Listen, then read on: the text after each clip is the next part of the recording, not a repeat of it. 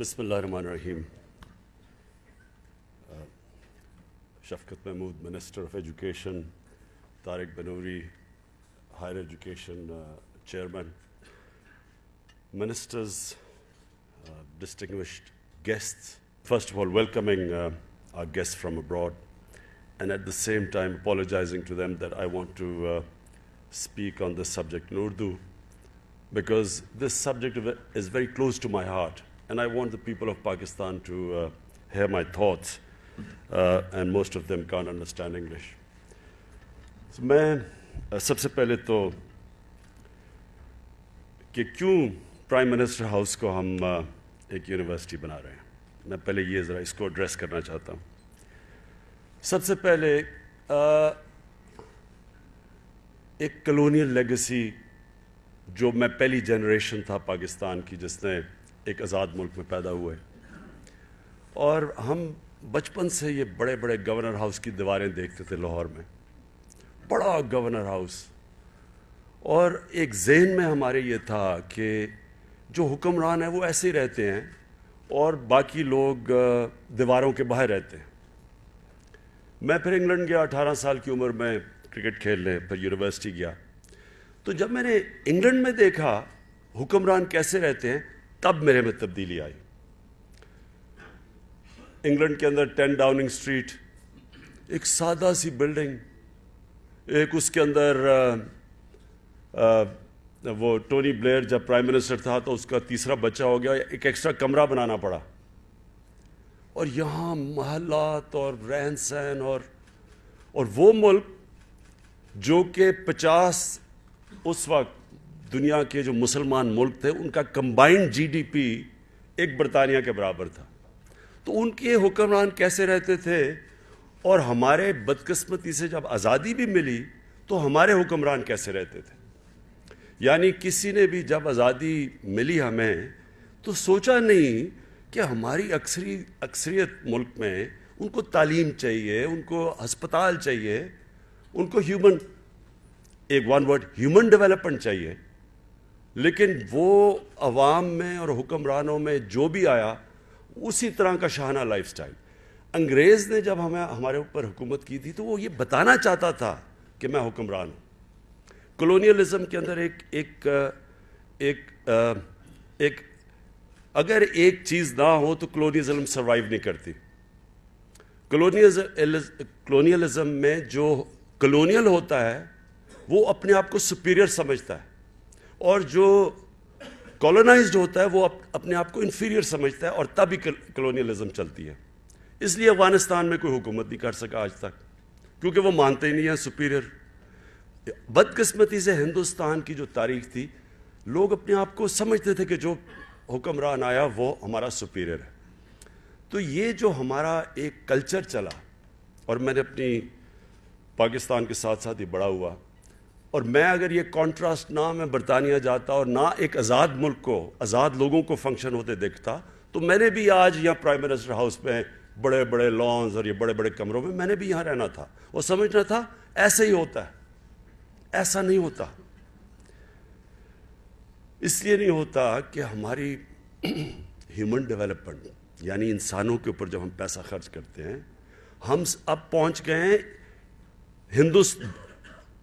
ہندوستان کا جو بر صغیر جدھر دنیا کے سب سے زیادہ غریب لوگ بستے ہیں ان میں بھی ہم سب سے پیچھے چلے گئے ہیں. ہم اب ہماری کئی ایریاز میں سب سہارن افریقن ملکوں سے ہم مل چکے ہیں. اور صرف ایک سٹیٹسٹک جو مجھے، اس لیے میں باپ ہوں، مجھے یہ بڑی تکلیف دیتی ہے کہ 43% پاکستانی 43% پاکستانی بچوں کی سٹنٹڈ گروتھ ہے. مطلب یہ میں سوچتا ہوں کہ مگر میرا بیٹوں کو اگر نہ خوراک ملے، نہ وہ اپنے قد پہ پہنچ سکیں، نہ ان کی برین پوری طرح گرو کرے، تو مجھے کتنی تکلیف ہوگی. تو سوچے 43% پاکستان کی مائیں یہ دیکھتی ہیں کہ ان کے بچے چھوٹے رہ جاتے ہیں، دنیا کا مقابلہ نہیں کر سکتے. اور جب وہ آپ سوچیں اور پھر سوچیں کہ میں عمران خان آ کے یہاں رہتا، مجھے تو انسومنیا ہو جاتا، مجھے رات کو نیند ہی نہ آتی. سلیپنگ پل سے نیند نہ آتی، یہ سوچ کے کہ یہ اتنا خرچہ میں کر رہا ہوں اپنے اوپر اور ہمارے ملک کے لوگوں کے کیا حالات ہیں. اور میں یہی چاہتا ہوں کہ ہمارا جو یوتھ ہے، جو بھی عمر نے بڑی اچھی بات کی، اسٹیٹسٹکس دی کہ ہمارا ایک ینگ پاپولیشن ہے. میں اس ینگ پاپولیشن کو یہ کہنا چاہتا ہوں کہ کبھی آپ کو ایسی جو بھی آپ کے ٹیکس کے پیسے کو غلط استعمال کرے، آپ کو بولنا چاہیے اس کے خلاف. میں جب انگلینڈ میں گیا تو مجھے یاد ہے یونیورسٹی کے اندر ایک یونیورسٹی اسٹوڈنٹ بھی شور مچاتا تھا کہ جب ان کا ٹیکس کا غلط استعمال ہو، بولتے تھے کہ اٹس آور منی. ہر ایک کو پتا تھا، احساس تھا. میں یہ چاہتا ہوں کہ پاکستان کا جو یوتھ ہے وہ اپنے پیسے کو ڈیفینڈ کرے، بولے کہ یہ ہمارے ٹیکس کو آپ غلط استعمال کر رہے ہیں شانہ لائف سٹائل پہ، جو رہن سہن ہے لوگوں کا. ایک میں دیکھ رہا تھا کہ ایک پولیٹیکل پارٹی میں نام نہیں لیتا، ان کا کوئی نمائندہ کہتا کہ جی عمران خان اس کو یونیورسٹی بنانے لگا ہے، لیکن اگر جو آنے والے پرائم منسٹر ہوں گے وہ یہاں رہنا چاہتے ہوں گے. وہ جس پارٹی سے وہ بول رہے تھے ان کو فکر نہیں کرنی چاہیے، کیونکہ ان کو کوئی اس پرائم منسٹر ہاؤس میں ان کا موقع نہیں ملنے لگا. وہ اس لیے کہ ہماری انشاءاللہ ہم اپنی پبلک کو اتنی اویئرنیس دے دیں گے کہ وہ آگے سے ڈیمانڈ کریں گے کہ آپ سادگی اختیار کریں. تو پہلے تو میرا یہ وجہ تھی، ایک کلونی لیگیسی تھی، اور انشاءاللہ گورنر ہاؤس کی بھی ہم دیوار گرائیں گے تاکہ لوگ لانس دیکھیں. لاہور کا وہ بڑی دیر سے میری نظر تھی اس کے اوپر. دوسری چیز کہ ہماری جو انسپریشن ہے، اس ملک کی جو انسپریشن ہے، جو ہمارے آئیڈیالوجیکل فادر تھے، لیڈر تھے، وہ علامہ اقبال تھے. علامہ اقبال جب ریفر کرتے تھے کہ یہ ایک اسلامی فلاحی ریاست، یہ جب کہتے تھے کہ ماڈل بنے گی دنیا کے لیے، تو وہ ماڈل تو ایک ہی تھا، سنت نبی جو تھی مدینہ کی ریاست. اب اس کے اندر آپ دیکھیں، اس کے اندر دو چیزیں ہوئی. ایک تو سادگی، جو بھی حکمران تھا، پیسے بھی آئے، جب ان کی سارا عرب بھی ان کے قبضے میں آ گیا تو انہوں نے کوئی اپنی ذات کے اوپر پیسہ نہیں خرچ کیا. ایک ذمہ داری تھی کہ میں اگر ایک ملک کا اگر اللہ مجھے سربراہ بناتا ہے تو یہ مجھے ذمہ داری دیتا ہے. یہ میں اس کی پرکس اور پریولیجز کے لیے نہیں میں بنتا، میں ایک ذمہ داری لے کے بنتا ہوں. تو ایک تو وہ، لیکن دوسرا جو میں یہ سمجھتا ہوں کہ یہ یونیورسٹی کیوں ہم نے یہ بنائی، دوسرا ایک سمبولک جیسچر تھی. جب پہلی جنگ جیتے بدر میں تو اس وقت تو کئی مسلمانوں کے پاس تلواریں بھی نہیں تھیں، لیکن جو مکہ کے قیدی پکڑے گئے ان کو کہا گیا کہ اگر تم 10 مسلمانوں کو لکھا پڑھا دو گے آپ آزاد ہیں. وہ ریولوشنری تھاٹ تھا. تب یہ سوچیں کہ وہ پیسہ بھی لے سکتے تھے، ہتھیار خرید سکتے تھے، لیکن ایک سمبولک، ایک دنیا کے عظیم لیڈر نے ایک قبلہ درست کیا کہ تعلیم سے زیادہ کوئی چیز اہمیت نہیں رکھتی. پھر ان کی ایک سیئنگ تھی کہ وہ میں چائنیز امبیسڈر کو بھی کہوں کہ the prophet of Islam, his famous saying that even if you have to go to China to learn, seek knowledge, go to China. Now, going to China in those days meant not coming back. So, I mean, that was the emphasis given to knowledge by a prophet. تو جو انہوں نے اہمیت دی، انہوں نے یہ جو قبلہ درست کروایا، اور پھر جو ان کی کہ جب تک تم you seek knowledge from cradle to grave, یہ ایک لوگوں کی اور قبلہ درست کیا. اور اس وجہ سے سارے دنیا کے ٹاپ سائنٹسٹ کوئی کئی صدیوں تک مسلمان تھے، کیونکہ انہوں نے ڈائریکشن دی. تو یہ اس کا یہاں پرائم منسٹر ہاؤس کے اندر ایک یونیورسٹی بنانے کا مقصد ہے کہ اپنی قوم کو یہ بتانا کہ ہمیں واپس اب چینج کرنا، اپنا قبلہ درست کرنا ہے. تعلیم کے بغیر ملک آگے نہیں بڑھ سکتا. ہم جو مرضی کر لیں، کوئی ہمارے سامنے ملک آگے بڑھے ہیں. یہ سنگاپور کی مثال دیتے ہیں ڈاکٹر عطا رحمان، اس کی بار بار مثال دیتے ہیں کہ ایک نالج اکانومی نے 50 لاکھ لوگوں کا ملک، 330 ارب ڈالر کی ایکسپورٹ ہے. ہم 21 کروڑ کے لوگ ہیں، اور ہماری 24 مر کے 24 ارب ڈالر کی ایکسپورٹ ہے.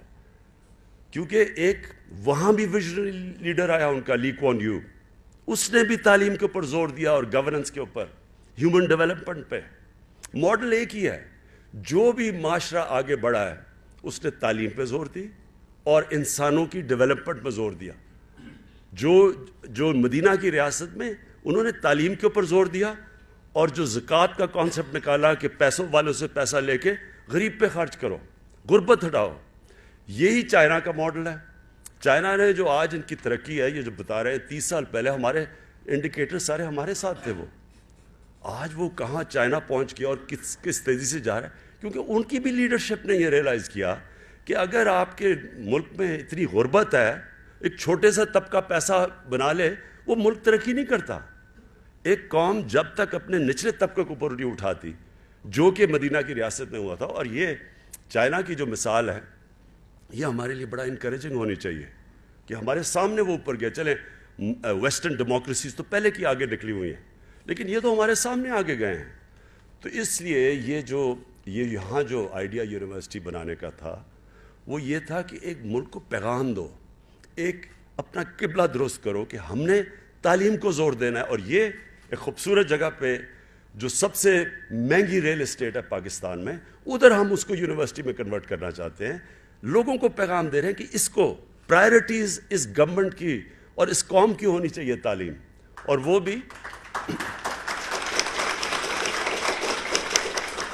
وہ بھی ہائر ایجوکیشن.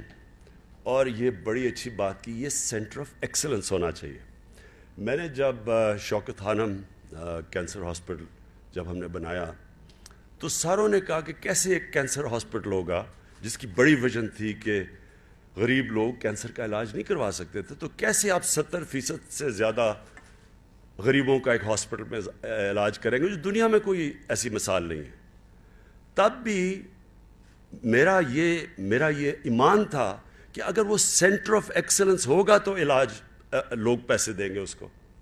کیونکہ جو سینٹر آف ایکسلنس ہے وہ اٹریکٹ کرتا ہے، فیکلٹی اٹریکٹ کرتا ہے، اچھے ڈاکٹرز اٹریکٹ کرتا ہے، وہ پیسہ اٹریکٹ کرتا ہے. اس کی کامیابی ہوگی تب اگر یہ centre of excellence who.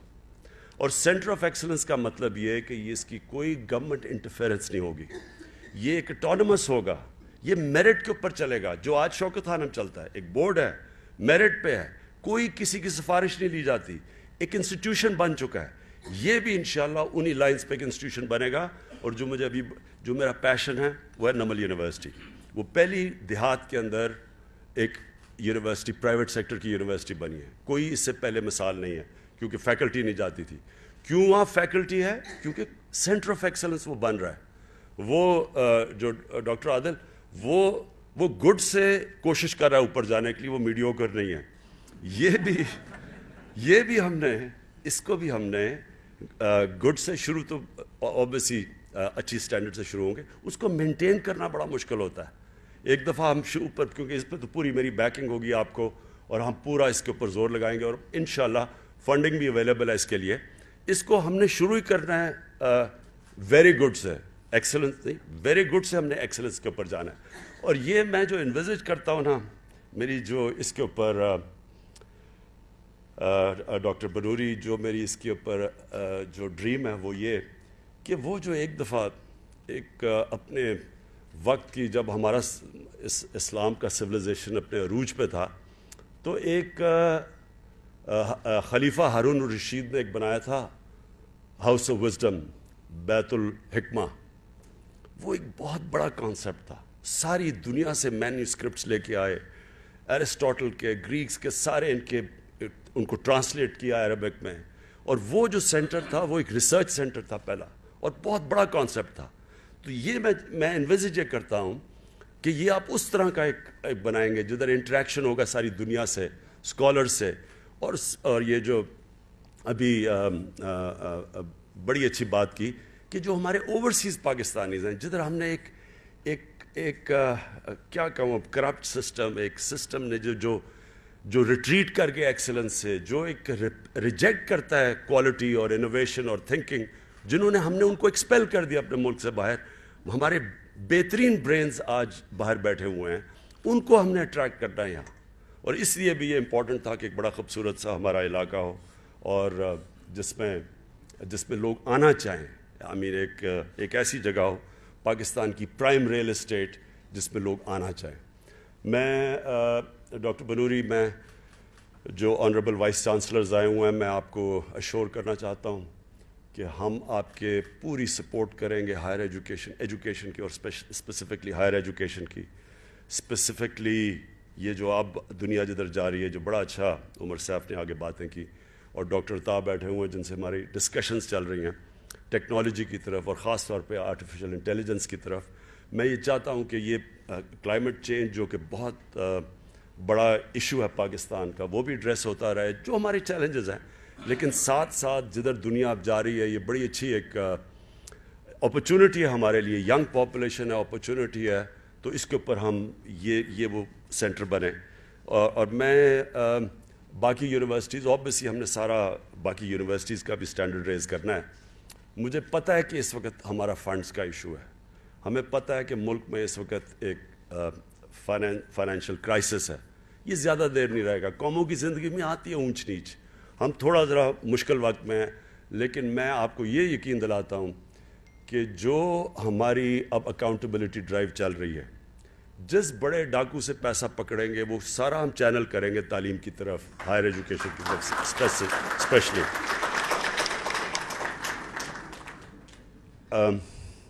And finally, again, I welcome and thank the foreign delegates for coming over. We hope that there will be more interaction in the future, and I hope that these sessions which you're going to have will provide us a clearer vision. We know what we want: a center of excellence, dealing with Pakistan's problems, research, getting all talent from within Pakistan, coordinating all knowledge from Pakistan here. But I also would love to get your input, and I look forward to, in your interactive sessions, the sort of themes you come up with and sort of suggestions and advice you come up with. So I welcome you again, and thank you very much.